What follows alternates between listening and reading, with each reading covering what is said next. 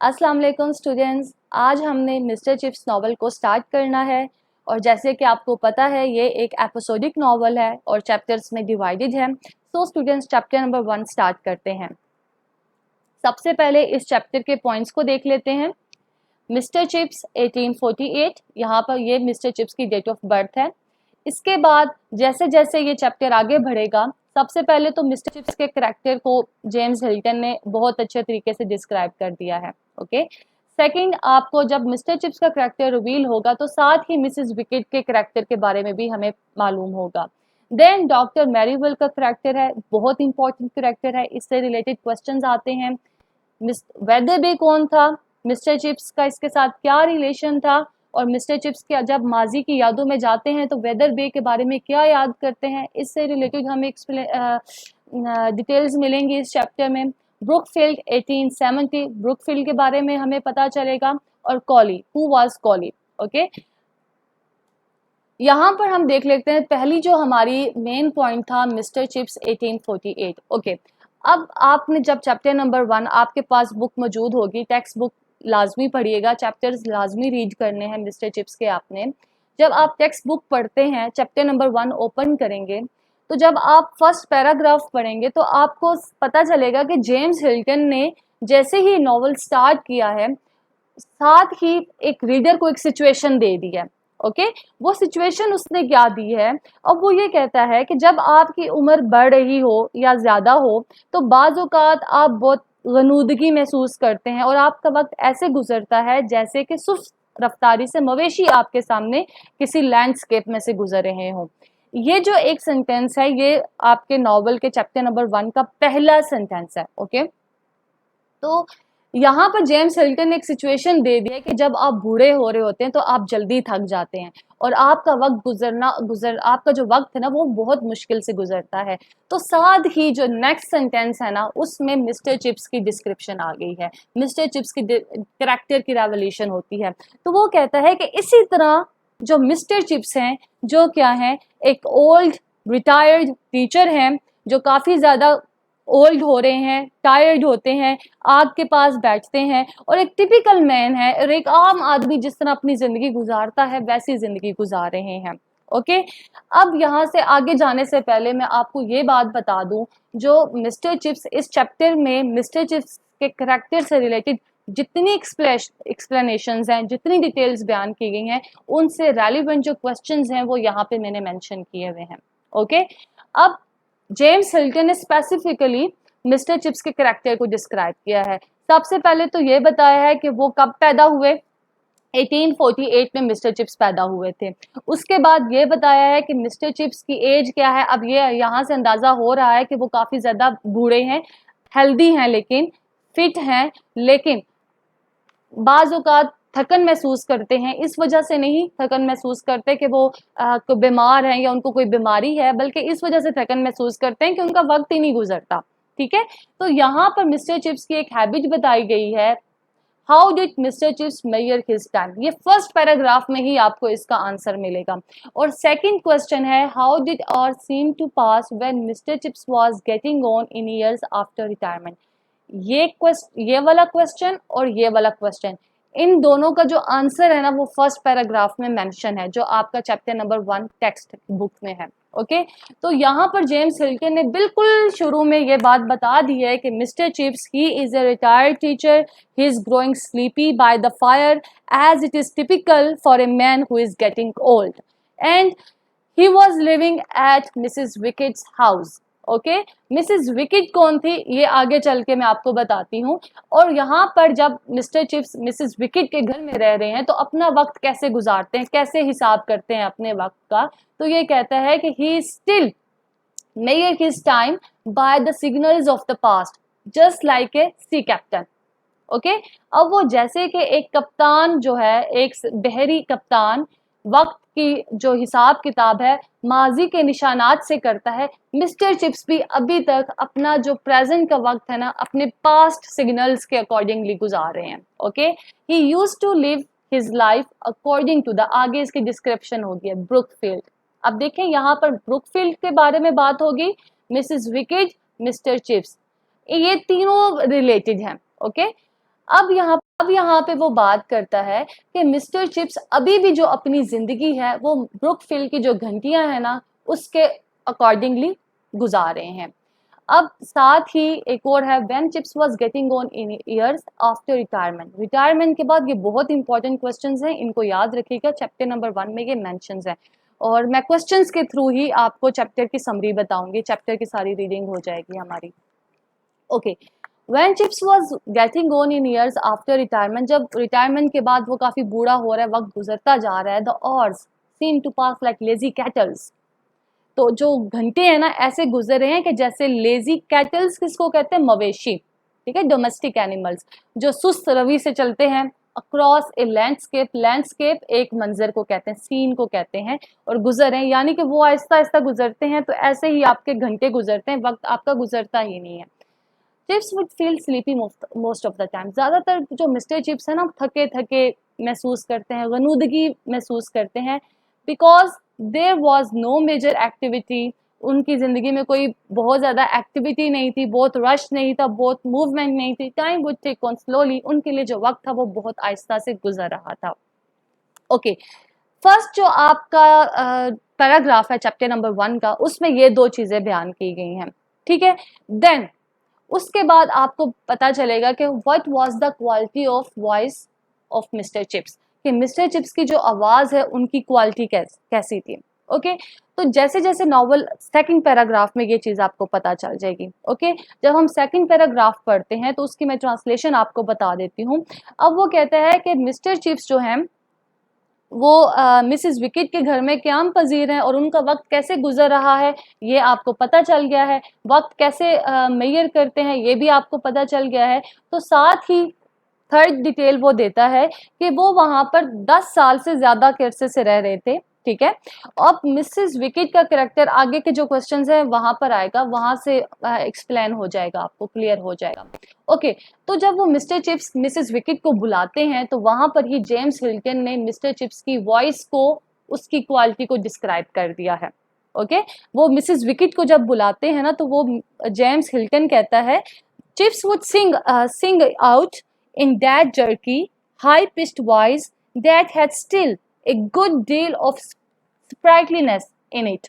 ये जो लाइन है ये मिस्टर चिप्स की वॉइस को डिफाइन करते, डिस्क्राइब करती है। तो जेम्स हिल्टन ने कहा है मिस्टर चिप्स की जो आवाज है वो काफी जर्की है। जर्की का मतलब क्या होती है, झटकों वाली, जॉल्टी, ओके, बम्पी, अनइवन कह सकते हैं, रफ कह सकते हैं। हाई पिच्ड वॉइस यानी कि अभी भी वो उस जानदार है, हाई पिच्ड यानी कि तीखी है, ठीक है, ऊंची आवाज में, श्रिल जिसको हम कहते हैं। With a little bit liveliness, liveliness of his youth, यानी कि उनकी जो आवाज है ना उसमें अभी भी जिंदा दिली है, यानी कि जो जवानी की आवाज होती है उसमें जो लाइवलीनेस होती है ना, निबलनेस होती है, वो अभी भी उनकी आवाज में मौजूद है। Because of his breathing problem in old age, अब वो बूढ़े हैं, उनको सांस की बीमारी है। हिज टोन बिकैम अस्थमैटिक, लेकिन उनकी जो आवाज है ना वो थोड़ी सी अस्थमैटिक हो जाती है। अस्थमैटिक यानी कि उसमें थोड़ी सी सांस ज्यादा लेते हैं वो। He would add a little sound in his speech, और यहाँ पर एक बता दिया कैरेक्टरिस्टिक कि मिस्टर चिप्स अपनी आवाज जब बोलते हैं, स्पीच जब बात करते हैं, तो ये जो एक्सप्रेशन है का ये बहुत इस्तेमाल करते हैं। तो ये जो 3 क्वेश्चंस हैं ये आपके तकरीबन पहले 2 पैराग्राफ्स में कवर हो जाते हैं। Okay, What kind of sleep did Mr. Chips enjoy? Chapter question number 4, ये भी बहुत इंपॉर्टेंट क्वेश्चन है, इसी की डिस्क्रिप्शन चैप्टर नंबर 1 में आपको बताई गई है। जैसे जैसे आप बढ़ते हैं नॉवल की तरफ तो यहाँ पे वो बात करता है जब आपकी उम्र ज्यादा हो रही हो तो आग के करीब बैठ जाना, चाय का कप पीना और स्कूल की घंटी को खाने के वक्त, हाजिरी के वक्त, स्कूल के काम के वक्त और बत्तियां बंद करने के वक्त बजते सुनना बड़ा अच्छा लगता था मिस्टर चिप्स को, ये चीजें, ठीक है। अब वो कहता है कि जब ब्रुकफील्ड स्कूल की घंटी बजने के बाद मिस्टर चिप्स क्या करता था, what kind of sleep did Mr chips enjoy, किस तरह की नींद एंजॉय करता था।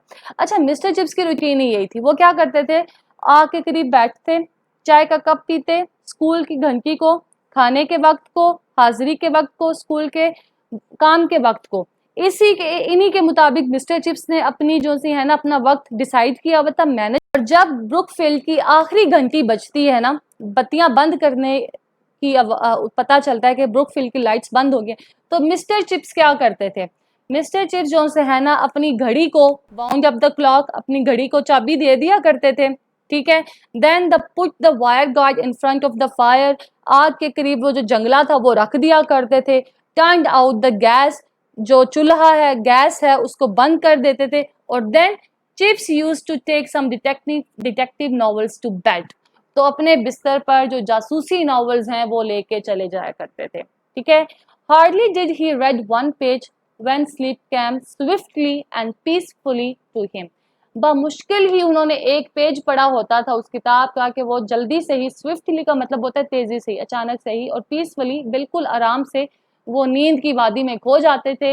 ही wouldn't sleep suddenly, sleep came to him gradually, वो एकदम नहीं सोते थे, जो नींद है आहिस्ता आहिस्ता उनको आती थी। तो यानी कि वो नींद को एंजॉय करते थे, पीसफुली नींद में थे, पीसफुल सोते थे, ठीक है। तो ये what kind of sleep did Mr chips enjoy, इसका आंसर यहाँ पे मिल जाएगा आपको, ओके। साथ ही अब हमारा जो दूसरी डिटेल है इस चैप्टर वो मिसेस विकेट के हवाले से है। Who was Mrs Wickett, where was Mrs Wickett's house. Mrs Wickett's was just across, Mrs Wickett's house was just across the road from the Brookfield school, okay. अब Mrs Wickett का जो घर है Brookfield school के दूसरी तरफ, सड़क के दूसरी तरफ मिसेस विकेट का घर है, okay. After giving up his mastership, his यहाँ पर मिस्टर चिप्स हैं, ओके। गिविंग अप का मतलब होता है छोड़ देना, यानी मास्टरशिप, यानी जब वो रिटायर हो गए इन 1913। अब ये डेट भी यहाँ पे मेंशन है, 1913 में मिस्टर चिप्स ब्रुकफील्ड से रिटायर हो गए थे, उन्होंने मास्टरशिप छोड़ दी थी, ये डेट भी याद रखनी है। Chips had been there for more than 10 years, और वहां पर मिस्टर चिप्स 10 साल से, यानी एक डेकेड से ज्यादा का अरसा मिस्टर चिप्स ने मिसेस विकेट के घर गुजारा था। और मिसेस विकेट जो उनकी लैंड लेडी है, मालिकिन है, वो मिस्टर चिप्स के साथ ही रहा करती थी और उनका ख्याल रखा करती थी, क्योंकि जो मिस्टर चिप्स हैं वो काफी ज्यादा ज़ईफ इंसान थे, ओके। अब यहाँ पर एक और करैक्टर रिवील हुआ है चैप्टर नंबर 1 में, डॉक्टर मैरीवेल, ओके। अब यहाँ पर हमने ये पढ़ लिया मिस्टर चिप्स के, पता चल गया कि उनकी एज क्या है, उनकी डेली रूटीन, यानी कि उनका वक्त जो सा है ना ऐसे गुजरता है जैसे lazy cat, just like lazy cattles moving across a landscape, वैसा, ओके। फिर ब्रुकफील्ड के टाइम के अकॉर्डिंगली उन्होंने अपना टाइम टेबल मैनेज किया हुआ, यानी कि जो इंग्लैंड का टाइम टेबल है ना उसको वो इतनी अहमियत नहीं देते, वो और मिसेस विकेट जो है ना ब्रुकफील्ड के टाइम के अकॉर्डिंगली अपना दिन गुजारते हैं। फिर मिस्टर चिप्स, रात के नींद के बारे में बात हुई। डॉक्टर मैरीवेल, ओके, इसकी डिस्क्रिप्शन आगे आती है, वो कहता है कि इसकी उम्र, अगरचे मिस्टर चिप्स जो हैं वो ओल्ड थे, ठीक है, बूढ़े थे, लेकिन बीमार नहीं थे, ठीक है। अब यहाँ पे डॉक्टर मैरी, जब ये वाली कोटेशन आती है ना कि मिस्टर चिप्स बूढ़े हैं लेकिन बीमार नहीं है, आगे डॉक्टर मैरीवेल का करैक्टर रिवील हो जाता है, ठीक है। एज डॉक्टर मैरीवेल सेड, क्या अब डॉक्टर मैरीवेल कहते हैं, there was really nothing the matter with him, कि मिस्टर चिप्स के साथ कोई भी मसला नहीं है, यानी कि उनके साथ कोई सीरियस प्रॉब्लम नहीं है, ओके। अब डॉक्टर मैरीवेल कौन थे, इसकी डिस्क्रिप्शन मैं आपको बता देती हूँ। Doctor Merivale was mister Chips doctor and friend, ये मिस्टर चिप्स के दोस्त थे और डॉक्टर थे। He visited him every fortnight और सो, वो हर 15 दिन के बाद मिस्टर चिप्स को उनके घर आया करते थे। ही एडमायर्ड हिम, एडमायर्ड यानी उनकी तारीफ किया करते थे। एडमायर कैसे कहते होंगे, तारीफ में क्या कहते थे, वो कहते थे, ये मैं टेक्स्ट की लाइंस आपको बता रही हूँ, वो कहते थे my dear fellow you are fitter than I am, okay. तो कहते हैं मेरे अजीज दोस्त तुम तो मुझसे भी ज्यादा सेहतमंद हो, ठीक है। That he was fitter than the doctor himself and was going to die a natural death, और मिस्टर चिप्स क्या होंगे, एक जो कुदरती मौत है वो मरेंगे। तो इसके बारे में टेक्स्ट की लाइंस के बारे में मैं आपको टेक्स्ट की लाइंस में आपको बता देती हूँ। वो कहते हैं you are past the age when people get these horrible diseases, तुम वो उम्र गुजार चुके हो जब लोगों को हॉरिबल, खौफनाक किस्म की टेरिबल बीमारियां होती हैं। You are one of the few lucky ones who are going to die a really natural death, okay अब तुम उन चंद खुश नसीबों में से एक हो जो हकीकतन चंद खुश नसीबों में से एक हो जो हकीकतन कुदरती मौत मरेंगे। ओके तो ये मिस्टर चिप डॉक्टर मैरीवेल के अल्फाज हैं मिस्टर चिप्स के लिए। Okay what was the name of chips doctor and what he would say about him. तो ये जो एक्सप्लेनेशन अब मैंने आपको बताई है ना, इससे रिलेटेड ये वाला क्वेश्चन बनेगा जो यहाँ पे मेंशन हुआ है, स्लाइड्स में आपको नजर आ रहा है। ओके आगे इसी क्वेश्चन से रेलिवेंट ही है, why did Dr. Marivelle say that Chips would die in natural death। अब ये क्यों कहा करते थे कि मिस्टर चिप्स एक नेचुरल डेथ कुदरती मौत मरेंगे, क्योंकि उनको कोई बीमारी नहीं है थी, ठीक है। लेकिन एक बात यहाँ पर याद रखनी है, डॉक्टर मैरीवेल जो हैं वो उनको ये कहा करते थे कि उनकी जो इतनी despite his advancing years, Dr. Marivelle always tell Mr. Chips how healthy he is, okay, but out of Chip's earshot, Dr. Marivelle cautions Mrs. Wicked to keep an eye on him, especially in winters. Okay? तो ये बात याद रखनी है, doctor Merivale कहते थे आपको ऐसे तो कोई बीमारी नहीं है, तो वो उनकी तारीफ किया करते थे उनकी सेहत की और कहा करते थे कि he was fitter than the doctor himself and was going to die a natural death, but okay he advised Mrs. Wicked to take special care of him, कि उनका खास ख्याल रखे as it was too cold, जब बहुत ज़्यादा सर्दी हो तो मिस्टर चिप्स का खास ख्याल रखा जाए। ओके क्योंकि उनको सांस की बीमारी थी, प्रॉब्लम थी उनको सांस की। ओके यहाँ तक जो है डॉक्टर मैरीवेल के करैक्टर की हमें बारे में इंफॉर्मेशन मिल जाती है और इससे रिलेटेड जो क्वेश्चंस हैं, जो इंपॉर्टेंट क्वेश्चंस हैं, जो एग्जाम्स में बहुत ज़्यादा आते हैं, वो यहाँ पे मेंशन है। देन इसके बाद मिस्टर चिप्स यादों में जाते हैं, ठीक है। सबसे मिस्टर चिप्स जो है ना वेदर बे की यादों में जाते हैं, वो याद करते हैं कि उन्होंने ब्रुकफील्ड को कब ज्वाइन किया था। ओके वो अब ब्रुकफील्ड वेदर बे के ज़माने का जो ब्रुकफील्ड है ना, मिस्टर चिप्स उसको याद कर रहे होते हैं, ठीक है। चैप्टर नंबर 1 में ही मिस्टर चिप्स अब माजी की यादों में है, ठीक है। हु वाज द हेड, उसी से जो उसकी जो डिटेल्स है ना, उसी से रिलेटेड क्वेश्चंस बनते हैं। तो क्वेश्चंस मैं आपको बता देती हूँ, डिटेल्स भी यही हैं। Who was the headmaster of the school when Mr. Chips joined Brookfield? जब मिस्टर चिप्स ने ब्रुकफील्ड को ज्वाइन किया था तो स्कूल का हेडमास्टर कौन था, ठीक है। ये मिस्टर चिप्स की जो मेमोरी है उसमें इस क्वेश्चन का आंसर होगा। Describe mister Chips first meeting with Wetherby. What advice did Mr. Weatherby give to Mr. Chips concerning discipline? Okay ये 3 क्वेश्चंस हैं जो वेदरबे से रिलेटेड आते हैं। ओके हम पहला क्वेश्चन पढ़ते हैं। Who was the headmaster of the school when Mr. Chips joined Brookfield? Weatherby became the headmaster of Brookfield in 1840. अब वेदरबे ने ब्रुकफील्ड को 1840 में ज्वाइन किया था। He was fatherly and courteous, वो बहुत ज़्यादा फादरली फिगर थे मिस्टर चिप्स के लिए और बहुत ज़्यादा courteous थे, मिस्टर चिप्स के साथ पोलाइट थे। He took the interview of Chips when Chips applied for a job in Brookfield. जब मिस्टर चिप्स ने ब्रुकफील्ड में अप्लाई किया था तो वेदरबे ने मिस्टर चिप्स का इंटरव्यू लिया था। उन्होंने मोटिवेट किया था मिस्टर चिप्स को कि वो मेहनत करें ब्रुकफील्ड। यहाँ पर मैं कोटेशंस मेंशन करना चाहूँगी वेदरबे की, जो बहुत इंपॉर्टेंट है और आप अपने क्वेश्चंस में ऐड कर भी सकते हैं। आंसर जब आप लिखेंगे इन क्वेश्चंस का तो आप ऐड कर सकते हैं। जैसे कि वेदरबे कौन था, जब वेदरबे का जिक्र होता है ना तो मिस्टर चिप्स बेसिकली कहते हैं जब वो याद करते हैं वेदरबे को तो वो सोचते हैं I am probably the only man in the world who has a vivid recollection of old Wetherby. तो वो ये सोचते हैं कि उनके जहन में ये बात आती है दुनिया में सिर्फ वही एक शख्स है जो बूढ़े वेदरबे के बारे में वाज़े याद रखता है। ओके तो यहाँ पर ये कोटेशन आप ऐड कर सकते हैं कि वेदरबे की जब जिक्र आता है, याद आती है मिस्टर चिप्स को, तो क्या वो उनके माइंड में बात आती है, ठीक है। तो यहाँ पर जब वेदरबे ने मिस्टर चिप्स का इंटरव्यू लिया था, अब ये तीनों क्वेश्चंस है ना उनका मैं क्रक्स आपको बता रही हूँ। Describe mister Chips first meeting with Wetherby. जब वेदरबे की मिस्टर चिप्स के साथ पहली मीटिंग हुई थी तब क्या बातें हुई थी, जब मुलाकात में क्या सूरत हाल थी। तो यहाँ पर वेदरबे जब मिस्टर चिप्स से मिले थे, मिस्टर चिप्स को वो पूरा दिन याद है, सेटिंग याद है। वो कहते हैं it was a sunny day in July 1870। जुलाई का वो दोपहर का टाइम था ठीक है, 1870 when he had his first interview, जब उसका पहला इंटरव्यू था विद वेदरबे, मिस्टर वेदरबे के साथ। अब ये पूरा सीन बता रहा है, the air was full of the sweet smell of flowers.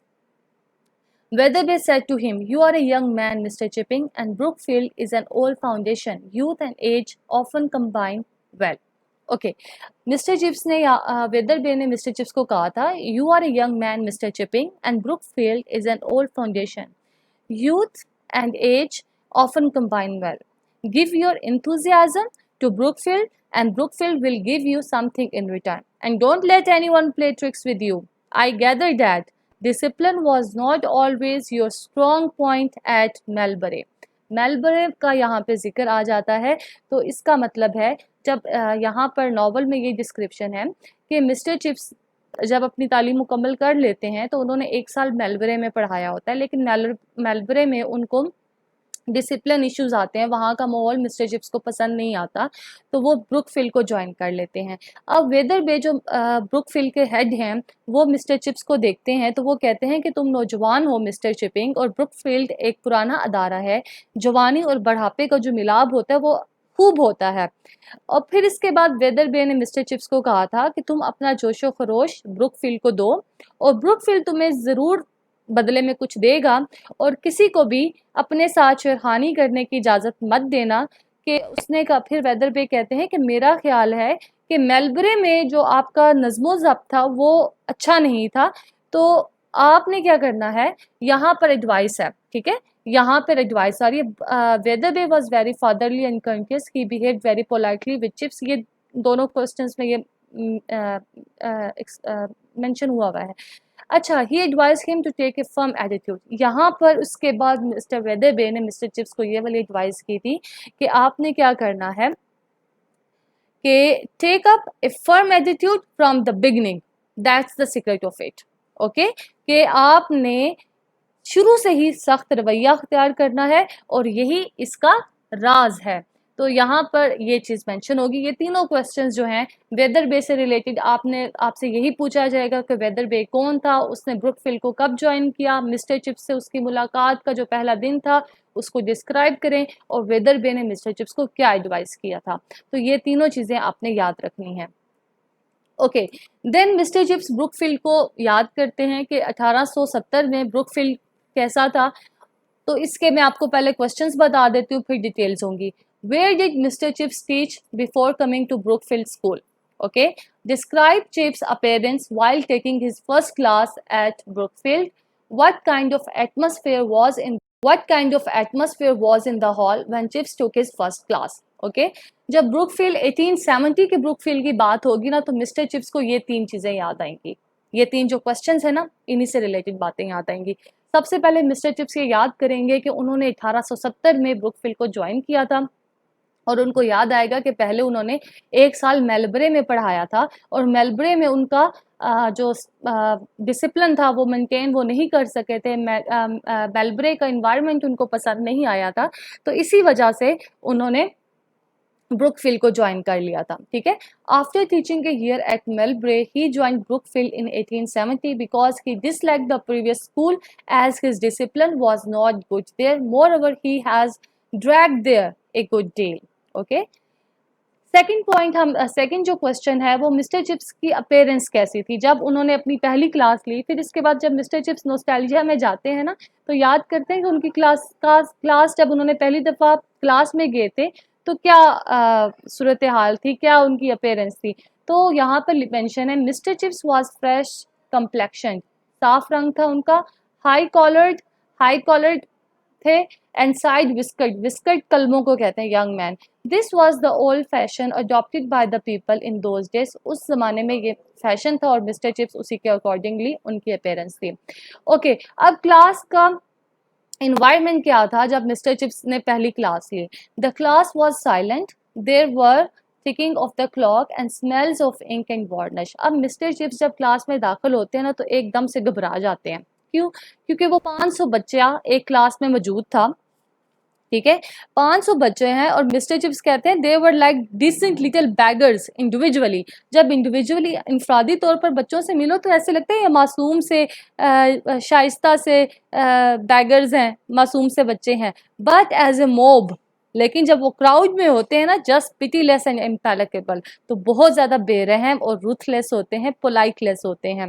ठीक है, अब वो कहते हैं कि अब जैसे ही मिस्टर चिप्स जाते हैं, क्लास में एंटर होते हैं, तो एकदम से सजन हश हो जाती है, सब खामोश हो जाती है, सब खामोश हो जाते हैं। ठीक है, अब रूम में क्या है, रूम में वार्निश की स्मेल है, इंक की स्मेल है। ठीक है, जो सूरज की किरणें हैं, रेड रेज हैं, वो विंडो ग्लास से पास होकर पड़ रही हैं। अब इसके बाद मिस्टर चिप्स कहते हैं, आगे ही नेक्स्ट डिस्क्रिप्शन कोली की आ जाएगी इसी से रिलेटेड। ठीक है, फिर मिस्टर चिप्स कहते हैं कि एक बच्चा है जिसका जो रेड हेयर्ड बॉय था, और वो 500 बच्चे हैं ना, तो 5th रो में वो बच्चा बैठा हुआ था। तो उसने क्या किया, शरारत से मेज का ढक्कन गिरा दिया और उससे बहुत क्लास में एक वैक्स सा क्रिएट हुआ, मतलब हम शोर सा हुआ और पूरी क्लास हंसना स्टार्ट होगी। तो मिस्टर चिप्स ने उस बच्चे को पनिश किया था और 100 लाइंस लिखने के लिए दी थी, और उस बच्चे का नाम कॉली था, और मिस्टर चिप्स को ये बात अभी तक याद है। तो आपसे ये क्वेश्चन पूछा जाएगा, हु वाज कॉली और व्हाट हैपेंड, क्या हुआ था when Mr chips took his first class. यही हुआ था कि एक बच्चा था, रेड हेयर्ड बॉय था, उसको पनिश किया था मिस्टर चिप्स ने। उस किस बात पे पनिश किया था कि उसने डेस्क लिड को गिराया था during the first class of mister chips, और फिर मिस्टर चिप्स ने उसको 100 लाइंस दी थी लिखने के लिए। और इसके बाद कॉली ने मिस्टर चिप्स को परेशान नहीं किया, और मिस्टर चिप्स का जो फर्स्ट इंप्रेशन था स्टूडेंट्स के सामने, वो अच्छा हो गया था। ओके, अब how did Chips make fun of Colley. अब यहाँ पर कॉली जूनियर की बात हो रही है। ठीक है, अब यहाँ पर एक बात याद रखनी है कि कॉली एक अच्छा स्टूडेंट था, और 25 साल के बाद वो इंग्लैंड का काउंसलर बन गया था, जो कौंसल रुकन है ना, वहाँ का एक कारकुन बन गया था, और जागीरदार, छोटा जागीरदार भी बन गया था कॉली। ठीक है, अब 25 साल बाद उस कॉली का बेटा ब्रुकफील्ड में आता है पढ़ने के लिए। तो मिस्टर चिप्स वहाँ पर पढ़ा रहे होते हैं, तो वो उसको कहते हैं, your father was the first boy, तुम्हारा जो बाप वो पहला बच्चा था, I ever punish When I came here 25 years ago, जब मैं 25 साल पहले यहाँ पर आया था, तुम्हारा बाप वो पहला शख्स था जिसको मैंने पनिश किया था। He deserved it then and you deserved it now, वो उस वक्त डिजर्व करता था और अब तुम डिजर्व करते हो। ये मिस्टर चिप्स ने फन किया था। ओके, अब एक और मजाक हो गया। मजाक ये हुआ कि कॉली, ये जो जूनियर कॉली है ना, उसका भी बेटा ब्रुकफील्ड में आता है पढ़ने के लिए, और मिस्टर चिप्स उसको भी पढ़ाते हैं। ठीक है, और उसको मिस्टर चिप्स क्या कहते हैं, he said that he was a fine example of inherited traditions, कि वो जो इनहेरिटेड ट्रेडिशंस है ना, उनकी एक ज़बरदस्त मिसाल है। He said that his grandfather was a stupid fellow, उसके जो दादा साहब हैं वो एक स्टूपिड फॉलो थे, नालायक बच्चे थे। His father was not better either, उसके जो वालिद साहब हैं वो भी कोई अच्छे नहीं थे। And he was the biggest fool of the lot, और वो जो है ना, ये जो थर्ड कोली है ना, उन दोनों से बड़ा बेवकूफ़ है। तो इस पर सब बच्चे हंसते हैं, और ये एक ह्यूमर था मिस्टर चिप्स का। ओके, अब ये जो 2 क्वेश्चंस है ना, ये 2 क्वेश्चंस आपसे पूछे जाते हैं, ये एक किस्म का एनालिसिस है। ठीक है, चैप्टर नंबर 1 में, जैसे कि आपने चैप्टर नंबर 1 जब कंप्लीट पढ़ लेते हैं ना, वहाँ ये जो पिछले क्वेश्चंस है ना, यहाँ पे चैप्टर नंबर 1 खत्म हो गया। ठीक है, रीडिंग खत्म। अब ये जो 2 क्वेश्चंस है ना, what affects did Mr chips memories of the past have on him, what do you know about his parentage, ये आपका अपना एनालिसिस है। ओके स्टूडेंट्स, जब स्टूडेंट्स पढ़ेंगे तो ये 2 क्वेश्चंस उनके अपने एनालिसिस के पे रहे हैं कि वो उन्होंने क्या परसीव किया, कि मिस्टर चिप्स की जो यादें हैं, मेमोरीज हैं पास्ट की, वो मिस्टर चिप्स पे क्या उनका इन्फ्लुएंस है। ठीक है, तो आपने आंसर करना है, chips memories of the past had a mixed effect on him, उनके अंदर एक मिला जुला तासुर उनके ऊपर लाती हैं।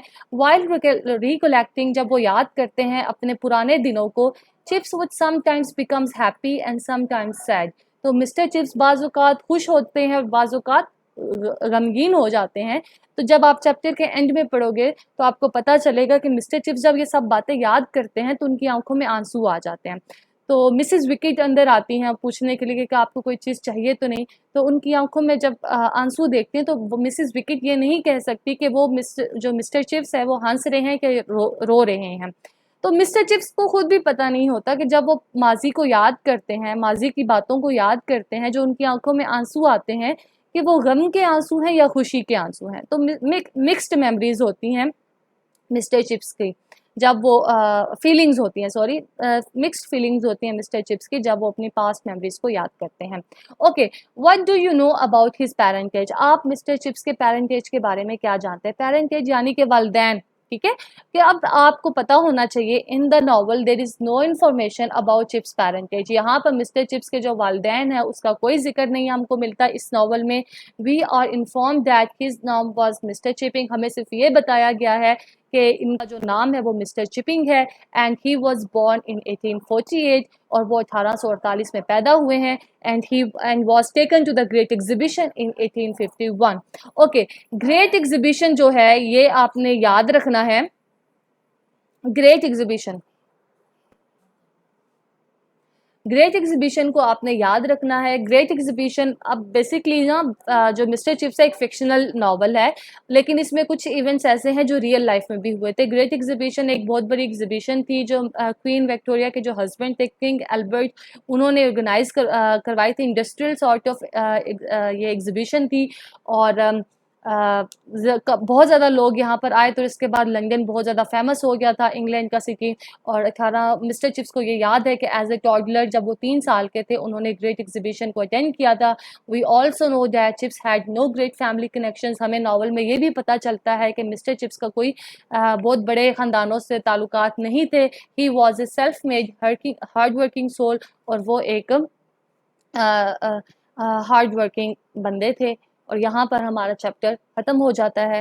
होपफुली आपको समझ आ गया होगा। ओके, अल्लाह हाफिज़।